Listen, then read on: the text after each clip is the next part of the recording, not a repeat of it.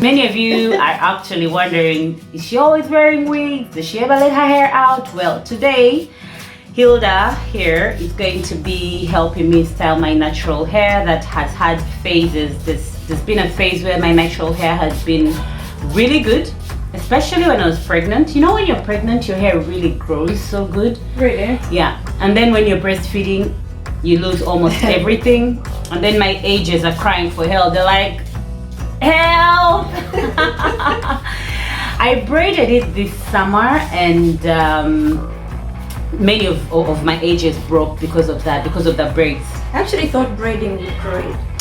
No, it grows the hair, like generally, but then with the ages, depending on how tight they twist them, it can be bad for your ages actually. So yeah, Do you have twists? that's the struggle. Like braids. There were the three twisted ones, but it was hard. So anyway, guys, today Hilda is helping me style my natural hair because I'm so bad at this natural hair thing.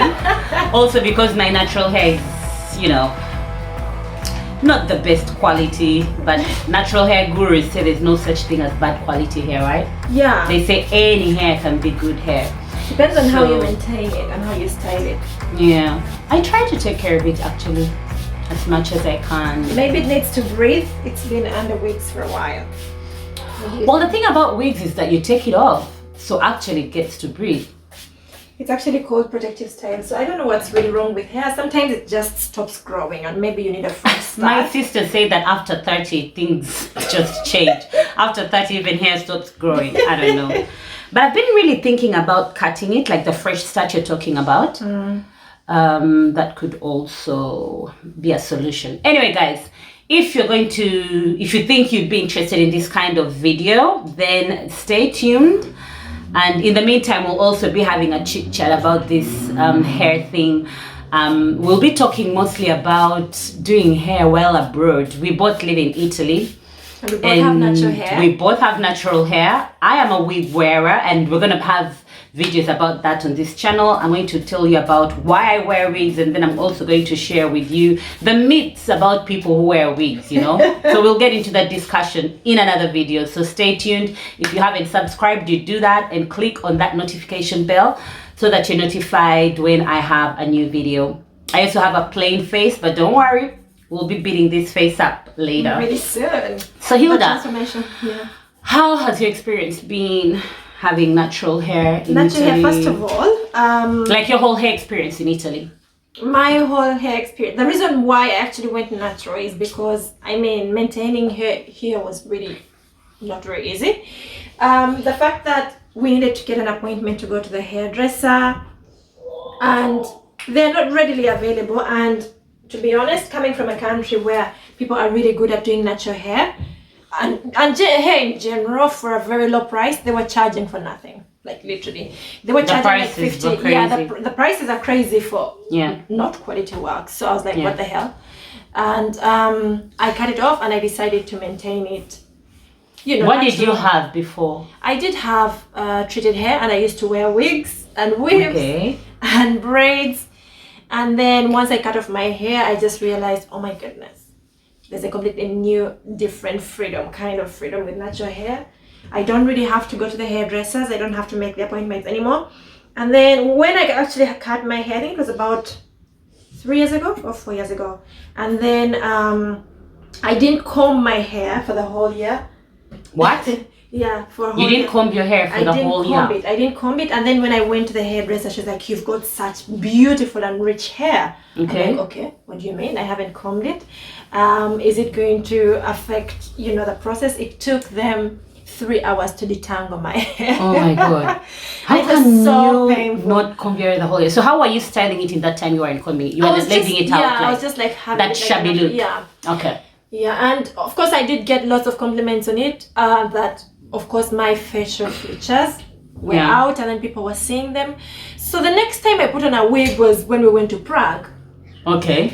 And I was like, who is this? I couldn't recognize myself. I still had some wigs at home. Yeah. I gave them out. I went home and gave them out, like literally. Gave them out because I couldn't recognize myself anymore when I put on the wig again. I don't know if I'll ever like grow my hair I was again. about to ask you that. So are you keeping your hair short? Are you what do you want to do with your hair For now, moving forward? I would like it to be natural, like forever. Okay, yeah, for now, for the next 5 years. But to keep it short, I'm not sure. I'm thinking maybe I could grow the afro. Let's see how much it grows, because I have 4C type of hair, and guys, it's not easy to maintain and to grow. Or maybe I could cut it and just play with colors. And the shrinkage is also real. Oh my god. But you're happy with how it is now? That Yeah, I'm you're very happy. with- It's very easy to style, very easy to maintain. But because you know how to do it, it's so hard for me. It's not very difficult. For now, I'm just moisturizing it. I put some water and then put some like hair moisturizer. I would call it, aka curl activator. So that's what we're doing right Yeah, now. that's what we're doing. And I'm going to give you a mohawk. So I'm going to just put gel on the sides. Okay. This way and here, like here and here, and then just curl them. Okay. That's like my favorite go-to short hairstyle. Okay, cool. Can't I wait. also like I like when I add on extensions, because I mean extensions change your look, or they give you like a different kind of look, so that you don't have the same shabby look all the time. But my shabby look is my go-to look. Okay. You look That's good with my- it actually. Thanks. That's my signature look. Yeah. Let's add a bit of water so that when I put the gel, it sits nicely. Okay.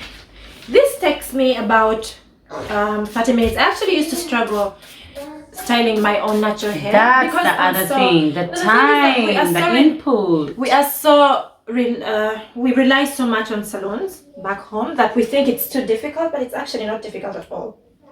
I mean, I've had to learn how to style my wigs, It's not difficult which at all. usually I would have gone to a salon. It is not difficult at all. It's really easy, and it takes me really a short time. The extensions used to take me a lot of time, and I used to worry about putting them on. Really? But now it takes me about 30 minutes. I just wash, deep condition, and when the hair is still wet, put on the gel, throw on a scarf, and go to bed. It's really, really easy. And this mohawk takes a bit of time because I have to curl the hair. So let's see if this is the middle. Not really.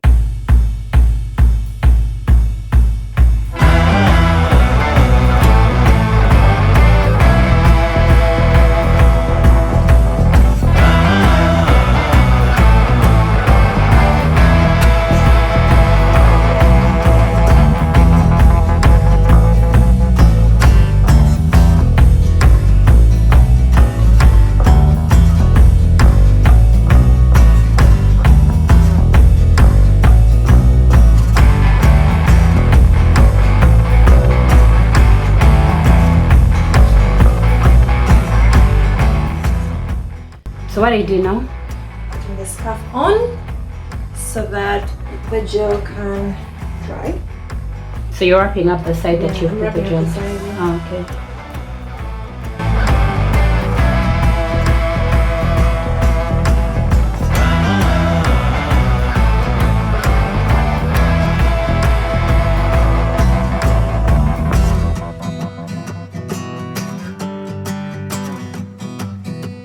So now I'm going to curl the hair Okay. on the front to give it that like chubby afro effect. So it's the mohawk you're curling. Yeah, Okay. the finger curls. So we're going to do them facing this way. Okay. Oh, I can't wait to see the outcome. I'm probably gonna look so different. Of course. And it's the first time. Is it the first time you're doing this kind of This exact thing with my natural hair, yes, it's the first time. So thanks, Hilda, You're welcome. my stylist. So anyway, guys, we were talking about stylists in Milan. How was your experience? Oh, my hair journey in Milan. So when I had just moved here, I was wearing weaves, like weave-ons, not wigs. And like you mentioned, I had to make appointments days before. And then the queues at that salon, I found a nice salon that I was really comfortable with because this girl knew how to do hair. She knows how to do hair. I don't go there that much anymore because I'm wearing wigs now. But for the price I paid, because I kept comparing it to back home in Uganda, where obviously you pay much less, but for really good service and quality hair. So at first it rubbed me the wrong way. I'm thinking I'm paying this amount of money for something that's not as good as I would have gotten back home. But I got used to it, and then she was great. So the salon is in the center. there were not so many salons. You know, I played with the idea of starting my own salon. Do you know how to braid hair? Well, I'll get people who know how to do it well, you know, but at least I would create the place where, you know, women of color can come and do their hair. Every African woman, every black woman who comes to Milan, the first question they ask, how do we do our hair? Yeah. You know, I've now found a group of women who have connections with hairdressers who can come to your house. But it's always a hit and miss, Hilda. Yeah. Some are gonna be good. Also, I'm not very comfortable having a hairdresser come to my house. Come to your house. Then clean after. Yeah. I'd rather go to a salon and then leave all the mess there. Yeah. So yeah, I've found a few salons. Buying hair is still difficult because you're not sure what quality of hair you're going to get.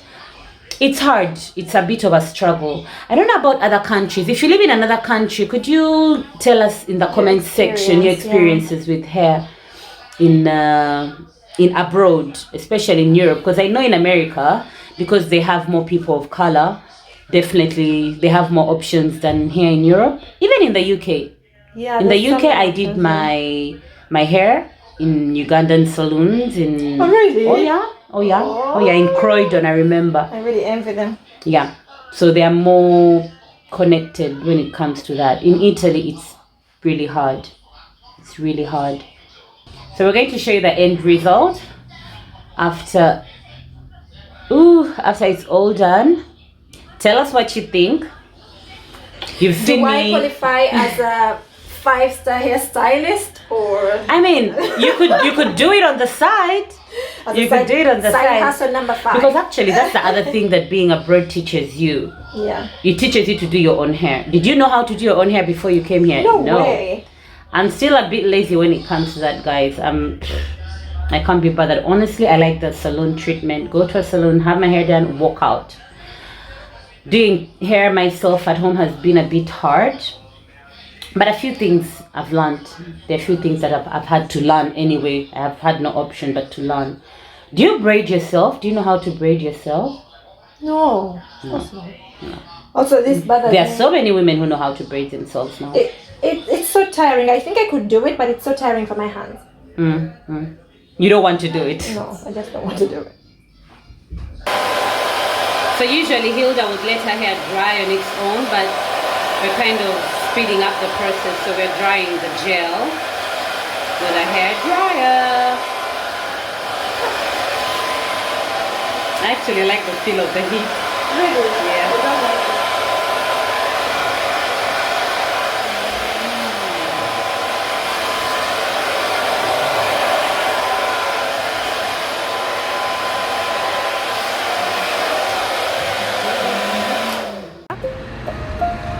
And this is the final look, people. How did we do?